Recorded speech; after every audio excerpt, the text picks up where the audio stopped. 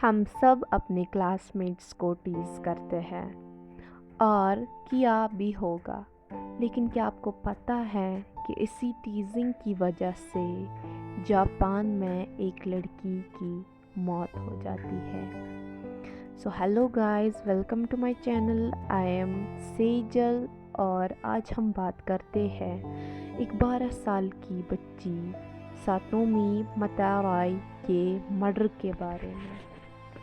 So let's learn more about this case. सातोमी सबसे छोटी और इकलौती बेटी थी घर में और उसके 2 भाई भी थे। उसकी माँ कैंसर की वजह से सितंबर 2001 को इस दुनिया से चली गई थी। उसके बाद वो अपने फादर और 14 साल के भाई के साथ रहती थी।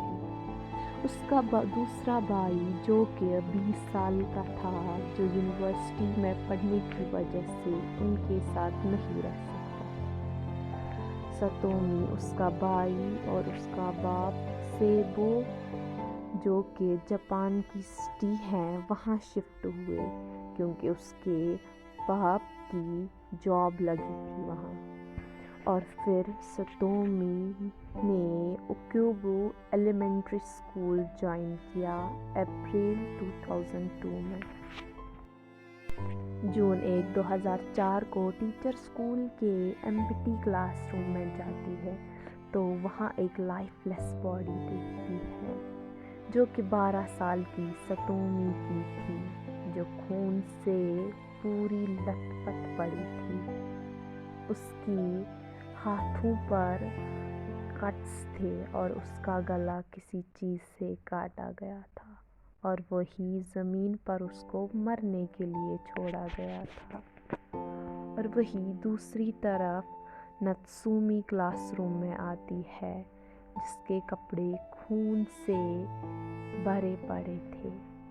सबको लगता है नत्सुमी ने खुद को हर्ट किया है और यही उसका खून है, लेकिन सबका मुंह तब बंद होता है जब नत्सुमी कहती है कि ये मेरा खून नहीं है। ये सुनकर ही टीचर्स जल्दी से पुलिस बुलाती है और वहाँ पर इन्वेस्टिगेशन शुरू होती है।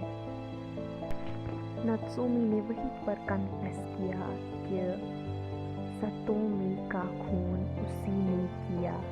ये सुनकर पुलिस उसको अरेस्ट कर गई और अपनी कस्टडी में लिया, जिसके बाद पुलिस ने उससे पूछताछ की कि उसने ऐसा क्यों किया।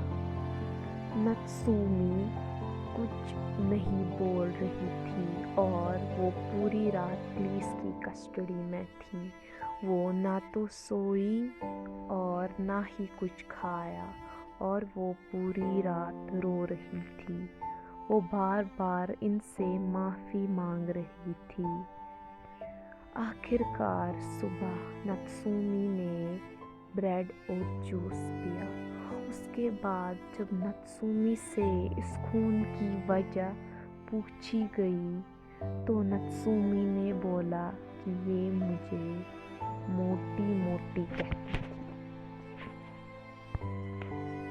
सितंबर 15, 2004 जापानीज कोर्ट ने नत्सुमी को इंस्टीट्यूशनलाइज किया और फिर 2 साल बाद यानी 2006 में दूसरे ट्रायल पर उसको और 2 साल इंस्टीट्यूशनलाइज किया गया।